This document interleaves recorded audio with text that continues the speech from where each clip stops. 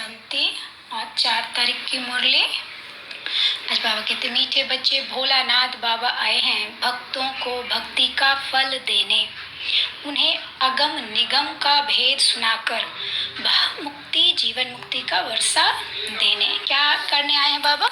अगम निगम का भेद सुनाने, मुक्ति जीवन मुक्ति का वर्षा देने, यानी परम धाम जिसको मुक्त होना है कुछ समय के लिए, जब तक इसका जो पार्ट है तब तक नहीं आएगा तो क्या होगा? परम धाम में रहेगा। तो आत्मा जब बिना शरीर के रहती तो मुक्त रहती है, लेकिन जीवन मुक्ति यानी स्वर्ग, शरीर में रहते मुक्त होना, ये है परम धाम में स्वर्ग में जाना। तो ये कौन देगा? शिव बाबा। अगम निगम का भेद बाबा क्या बताते हैं? अगला पिछला हिसाब किताब चुकतू करके, ज्ञान से अगर चुकतू करते हैं तो स्वर्ग की प्राप्ति होती है, और अज्ञानता में भक्ति मार्ग में चलकर और भक्ति भाव में अगर हिसाब किताब चुकाते तो शरीर से कष्ट बहुत ज़्यादा होता है, भोगना बहुत होती है, सजा मिलती है धर्मराज की। तो ये है हिसाब किताब चुकाना। लेकिन अगम निगम का भेद कौन सुनाते? बाबा सुनाते हैं, और तब परमधाम और स्वर्ग की बाबा बादशाही देते हैं। जिसे जहाँ चाहना है वहाँ जा सकते हैं। आज प्रश्न पूछ रहे बाबा, 21 जन्मों के लिए राजाई पद की प्राप्ति किन बच्चों को होती है? प्रजा में कौन जाते हैं? 21 जन्म की राजाई की पद की प्राप्ति और प्रजा में कौन जाते हैं? तो उत्तर बाबा देते, जो मातेले बन बाप पर पूरा पूरा बलिहार जाते हैं उन्हें राजाई पद प्राप्त होता है, और जो सौतेले हैं बलिहार नहीं जाते हैं वो 21 जन्म ही प्रजा में चले जाते हैं। तुम श्रीमत पर चल अपने ही योग बल से राजाई का तिलक लेते हो, यहाँ हथियार आदि की बात नहीं, तुम्हें बुद्धि योग बल से माया जीत जगत जीत बनना है। क्या करते? जो बलिहार जाते, पूरे पूरे समर्पण बुद्धि होते हैं, वो मातेले होते हैं बाबा के दिल में रहने वाले बच्चे, तो वो राजाई पद पाते हैं 21 जन्म। और जो सौतेले हैं बलिहार नहीं जाते तो वो 21 जन्म प्रजा पद पाते हैं, क्योंकि वो श्रीमत को पालन नहीं करते। योग बल हमको राजाई का तिलक देता है, बुद्धि योग बल से माया जीते जगत जीत बन जाते हैं हम। बाबा कहते, बुद्धि योग बल, बुद्धि से ज्ञान को समझकर और यथार्थ रीति इसको समय पर यूज करना, ये है माया जीत बनना। भोलानाथ बाबा आज गीत बजा है, भोलानाथ से निराला कोई और नहीं। ओम शांति। बाबा कहते, देखो क्या कहते हैं, भक्तों की रक्षा करने वाला। तो जरूर भक्त कोई आफत में आए हुए हैं, भक्तों का रखवाला। रक्षा किसकी होती है? आफत में जब भक्त आते तभी तो भक्तों का रखवाला आता है रक्षा करने, बिना आए कैसे रक्षा कर सकता है बाबा? तो बाबा कहते, आफत में जो फंसे हैं इन भक्तों का रक्षक शिव बाबा है। भक्तों को भक्ति का फल जरूर मिलता है, मेहनत तो करते हैं ना। कायदा कहता है पुरुषार्थ से प्रारब्ध मिलती है।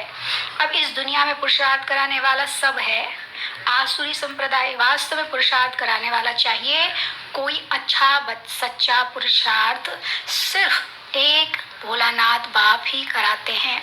वास्तव में सच्चा पुरुषार्थ कौन करा सकता है? सिर्फ शिव बाबा। जिस्मानी लौकिक माँ बाप टीचर सभी हद का पुरुषार्थ कराते हैं, बेहद की नॉलेज कोई दे ना सके। भल कोई बैरिस्टर जज बनेंगे, फिर दूसरे जन्म में नए सिर पुरुषार्थ करना पड़े। बैरिस्टर तो कायम नहीं करेंगे ना, प्रारब्ध तो कुछ बनी नहीं। गुरु भी करके कुछ सिखलाते हैं, शास्त्र सुनाते हैं, परंतु वह भी अल्पकाल का सुख मिला। शास्त्र सुनाए अल्पकाल का सुख देते हैं, प्रारब्ध तो कुछ नहीं बनी ना। क्या हुआ? शास्त्र सुने थोड़ी देर, हम पाप कर्म नहीं करते, हाँ जी अच्छा करते हैं, बाकी ना विकर्म विनाश होते, पाप कर्म विनाश भी नहीं होता। और सुख की वैसी जो प्रारब्ध है जो बाबा आकर देता है स्वर्ग की बादशाही, वो तो कहीं भी नहीं हो सकता, कोई और दे ही नहीं सकता। तो इसलिए वह कहते हैं फिर दूसरे जन्म में गुरु करना पड़ता है। यह भोलानाथ है सतगुरु। सतगुरु हमेशा सत्य ही बोलता है, वही आकर सत्य कथा सुनाते हैं। यह है सतगुरु की मत, जिससे तुम मुक्ति जीवन मुक्ति पाते हो। यह है नर को नारायण बनाने की मत। भोलानाथ अगम निगम आदि मध्य अंत का राज बैठ बताते हैं, और कोई मुक्ति धाम, जीवन मुक्ति धाम यानी स्वर्ग को जानते ही नहीं। मुक्ति धाम का मालिक है परमपिता परमात्मा, जो परम धाम में रहने वाला है। अब बच्चों को मत मिलती है, बाबा ने बार बार समझाया है कि यह बाप टीचर गुरु है। श्री कृष्ण को जब बाप टीचर सदगुरु नहीं कह सकते, अब बाबा जब कि सच्चा रास्ता बताते हैं तो फिर झूठा यानी छोड़ देना चाहिए, झूठा को छोड़ देना चाहिए। गुरु शुरू में है द्वापर से, क्या है? द्वापर से हम दुख में आए, देहभान में आए, दुख हुआ तो इधर उधर भटके, फिर गुरु करना शुरू किए। तो बाबा कहते हैं मनुष्य गुरु करने से क्या हुआ, और हम और भटकते हैं। सतगुरु त्रेता में गुरु होते नहीं, माता सतयुग त्रेता में गुरु होते नहीं। माता गुरु ने ज्ञान अमृत पिलाए, स्वर्ग बनाया, फिर वहां गुरु की दरकार नहीं। तो कहाँ गुरु की दरकार नहीं? सतयुग त्रेता में। अब देखो तुम बच्चों को कितनी अच्छी मत देता हूँ। सबको युद्ध के मैदान में बाबा ने खड़ा कर दिया है कि 5 विकारों पर जीत पहनो और फिर ऐसे श्री कृष्ण समान देवता बनो। बाबा ने क्या कहा? ये हमारा जो कर्म क्षेत्र है वास्तव में ये है कुरुक्षेत्र, जिसको कुरुक्षेत्र कहते हैं। महाभारत की लड़ाई क्या होती, वो तो दुनिया लड़ते हैं, इतने सारे बॉम्ब्स बना रखे हैं तो वो तो रखने के लिए नहीं बनाए हैं, लेकिन वास्तव में हमारा कर्म क्षेत्र है युद्ध स्थल। हम माया रावण से यानी अपने विकारों से, अपनी कमी कमजोरी से लड़ते हैं, और फिर लड़कर जब हम फुल पास होते हैं तो हम सतयुग में जाते हैं। जो फेल हो जाते हैं माया से वो चंद्रवंशी घराने में यानी त्रेता में चले जाते हैं। बाबा कहते सारी राजधानी थी श्री नारायण यानी श्री कृष्ण की और श्री लक्ष्मी की यानी राधे की। फिर उन्होंने माया पर जीत पाया। अब अंतिम जन्म में फिर वही हिस्ट्री रिपीट होगी। जन्म में युद्ध के मैदान में थे, अंतिम जन्म में हम युद्ध के मैदान में थे, वैसे अब यह भी युद्ध के मैदान में है। कौन? ब्रह्मा बाबा। पिछले कल्प में भी इस समय कलयुग के अंत और सतयुग के आदि में युद्ध के मैदान में हम युद्ध करते हैं माया से, और इस कल्प में भी यानी कि हर 5000 वर्ष बाद ये चक्र जो है रिपीट होता है। बाबा कहते तुम भी युद्ध के मैदान में 5 विकारों पर जीत पाकर तुमको यह बनना है। कैसा बनना? देवता। इसको कहा जाता है नारायणी नशा। कौन सा नशा है? नारायणी नशा। माया जीत जगत जीत बनना कितनी सहज बात है। सिर्फ एक द्रौपदी तो नहीं थी ना, सब माताएं द्रौपदी हैं। सतयुग में सबको नग्न होने से बचाते हैं। बाबा क्या कहते हैं? सतयुग में विकार नहीं होता, इसलिए वहाँ दैहिक भान नहीं होता। बच्चे भी होते हैं लेकिन पहले से ही आ जाता है, साक्षात्कार होता है कि अभी ये बच्चा होगा, ये बच्ची होगी। बाबा कहते हैं सन्यासी लोग, दुनिया कहती है कि जब विकार नहीं होगा तो बच्चे कैसे होंगे। तो बाबा कहते हैं उनसे पूछो, सन्यासी लोग घर बार छोड़ते हैं तो फिर क्या दुनिया खत्म हो जाती है? दुनिया तो बढ़ती रहती है ना। सन्यासी जानते हैं पवित्रता अच्छी है, विकारों का सन्यास तो अच्छा है। सन्यास करने वालों को सन्यास न करने वाले माथा टेकते हैं। गुरु साधु सन्यासियों को घर गृहस्थी वाले सर झुकाते हैं ना, माथा टेकते हैं, उनका पैर छूते हैं। क्यों छूते हैं? क्योंकि वो पवित्रता की धारणा करते हैं। उस सच्चे सदगुरु द्वारा यह माताएं गुरु बनती है। बाबा हम सबको घर में रहने वाली साधारण माताओं से उनको ज्ञान का कलश देकर विश्व परिवर्तन का कार्य करता है। गुरु बनाकर सबकी सदगति कराता है। क्यों? क्योंकि हम जो करेंगे, तुम साधारण आत्माएं हैं, इतना श्रेष्ठ ज्ञान हमारे पास तो है ही नहीं। तो जो हम ज्ञान देते हैं दुनिया को बाबा से सीख कर समझ कर, तो दुनिया को समझ में आता है कि ये ज्ञान परमात्मा का है, कोई मनुष्य का ज्ञान नहीं है। इसीलिए दुनिया फिर इस ज्ञान के रास्ते पर चलकर सदगति को पाती है। जो मानते हैं, जो नहीं मानते फिर उनकी अपनी अपनी सबकी इच्छा है। अब कहते हैं जिन्हों की ही विजय माला बनी हुई है, माताएं गुरु बनती है तो फिर विजय माला में पिरोई जाती हैं। बाबा कहते हैं बच्चे तुम पढ़कर पद पाओ। अब बाप ने युद्ध के मैदान में खड़ा किया है श्री कृष्ण जैसा बनाने के लिए। क्यों बाबा हमको युद्ध के मैदान में खड़ा करता? ताकि हम श्री कृष्ण के समान बनकर उनकी दुनिया में चले जाएं। आत्मा तो अविनाशी है, शरीर को विनाशी कहा जाता है। आत्मा मेरे साथ योग लगाकर पवित्र बनती है, शिव बाबा के साथ योग लगाकर पवित्र बनती है, फिर शरीर भी पवित्र मिलेगा। आत्मा पवित्र हो जाएगी, फिर यह शरीर खलास हो जाएगा, फिर पवित्र तत्वों से पवित्र शरीर बनेंगे। यह शरीर पूजन लायक नहीं बनते। पूज्य तो सिर्फ देवताएं ही हैं, उन पर फूल चढ़ा सकते हैं, उनको श्री श्री उनको श्री श्री अर्थात श्रेष्ठ से श्रेष्ठ कहा जाता है। श्री श्री 2 बार क्यों कहते हैं? क्योंकि सूर्यवंशी लक्ष्मी नारायण है, ऊंचते ऊंच, उनकी आत्मा और शरीर दोनों पवित्र हैं। उन्हों को 16 कला संपूर्ण कहेंगे। श्री लक्ष्मी और श्री नारायण को 16 कला संपूर्ण, उनको श्री श्री कहेंगे क्योंकि वो संपूर्ण है। लेकिन चंद्रवंशी हैं जो 14 कला, तो चंद्रवंशी को सिर्फ श्री कहेंगे। लक्ष्मी नारायण को ऊंच टाइटल मिलता है श्री श्री लक्ष्मी, श्री श्री नारायण, वह है महाराजा महारानी, और राम सीता है राजा रानी।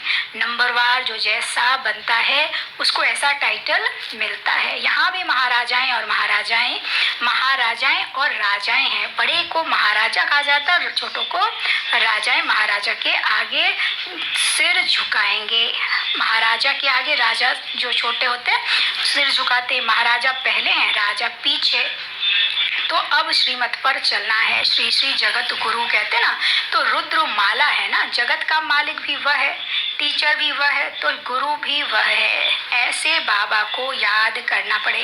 कहते बंधन है कोई छुड़ावे, लेकिन बाबा कहते अरे भगवान कहते हैं अब मैं तुमको लेने आया हूँ, तुम सिर्फ उंगली पकड़ो, वह जो कहे सो करो। शिव बाबा जो कहता है, श्रीमत जो देते हैं वो करो। पवित्र तो जरूर बनना पड़े। इस कब्रिस्तान को क्या याद करना? बाबा कहते पवित्रता से ही शक्ति आएगी, और शक्ति से संकल्पों की सिद्धि आएगी, और तब हम संकल्पों की दुनिया को ला सकेंगे। जितना हम में सामर्थ्य होगा, शक्ति होगा, उतना हम अपने लिए वैसी दुनिया ला सकते हैं। आप कहते हैं परंतु सिर्फ बुद्धि योग वहां लगाना है। कहाँ? ब्रह्मधाम में शिव बाबा के साथ। इसको कहा जाता है शांति धाम, सुख धाम को याद करना। नष्टो मोहा भी बनना है। नष्टो मोहा भी कब कैसे बनेंगे? जितना हम आत्मिक स्मृति में रहेंगे। मैं भी आत्मा, सामने वाली भी आत्मा, तो आत्मा तो अजर अमर अविनाशी है, उसका तो नाश होता नहीं। तो आत्मिक स्मृति से हमारे मोह नष्ट होते हैं। समझ में आता है कि वो इसका जो पार्ट है वो बजा के फिर वो चला जाएगा। अच्छा है तो अच्छा देगा, बुरा है तो बुरा। हमने जिसको जो दिया वो देकर चला जाए। कोई किसी का तो है नहीं, लेकिन हम यहाँ के झूठे रिश्ते में फंसे रहते हैं। तो इसलिए बाबा कहते हैं जब आत्मिक स्मृति होगी तो नष्टो मोहा बन जाएंगे। बाबा क्या कह रहे हैं? भक्ति भगवान थोड़े ही मिला है। मीरा भी भजन करते करते भगवान को पाती है, लेकिन बाबा कहते दुनिया के समझ में आता है कि भगवान उसको मिला, लेकिन भगवान भक्ति करने से नहीं मिल सकता। भक्ति मार्ग ये है, भक्ति मार्ग। मीरा भी अभी कहाँ न कहाँ है, उसने भी ज्ञान लिया होगा। अगर पक्की भक्तन होगी, हम भी द्वापर से भक्ति करते आए हैं ना। हम सब जिन्होंने ज्ञान जो लिया है, अभी ज्ञान उठा रहे, वो सब ने जो जैसा पद पा रहा, जो जिसको ज्ञान जितना समझ रहा है उस हिसाब से भक्ति किया है। जैसे बहुत भक्ति किया उसको बहुत ज्ञान समझ में आएगा। तो मीरा ने भी बहुत भक्ति किया है, तो वो भी ज्ञान में कहीं ना कहीं पक्का होगी। बाबा कहता है, आज बाबा ने अच्छा एक राज खोला। बुद्धि में समझना है, शिव बाबा मैं आपकी हूँ, आपसे वर्षा लूंगी, मैं आप पर बलिहार जाती हूँ। तो बाबा फिर 21 जन्म बलिहार जाएंगे। अगर बलिहार नहीं जाएंगे तो सौतेले बनेंगे, तो 21 बार प्रजा में आएंगे। बाबा कहते तुम मेरे को याद करो तो हम मदद भी करेंगे। मदद तो जरूर अपने बच्चों को ही करेंगे ना, दूसरों को क्यों करेंगे? जो बाबा को पहचानता है उसको बाबा मदद करेगा, दूसरों को क्यों करेंगे? बाबा कहते अच्छा, माता पिता बाप दादा का मीठे मीठे सिकिलते बच्चों प्रति याद प्यार और गुड मॉर्निंग। रूहानी बाप के रूहानी बच्चों को नमस्ते। हम रूहानी बच्चों की रूहानी बाप दादा को से बाबा नमस्ते। शुक्रिया बाबा, शुक्रिया। धारणा के लिए मुख्य सार है, पहला माया पर जीत पाकर हमें श्री कृष्ण समान जगत जीत बनना है।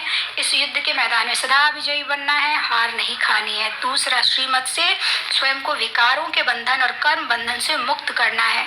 अशरीरी बनने का अभ्यास करना, यानी मैं कौन हूँ, मैं आत्मा।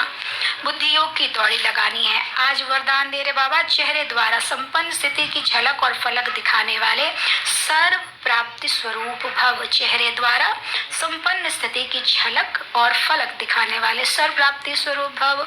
संगम युग के ब्राह्मण जीवन की विशेषता है सदा सुख शांति के, खुशी के, ज्ञान के, आनंद के झूले में झूलना, सर्व प्राप्तियों के संपन्न स्वरूप के अविनाशी नशे में स्थित रहना।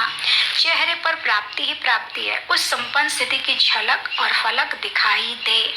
जैसे स्थूल धन से संपन्न राजाओं के चेहरे पर भी वह चमक थी, यहाँ तो अविनाशी प्राप्ति है, तो प्राप्तियों की रूहानी झलक और फलक चेहरे से दिखाई दे।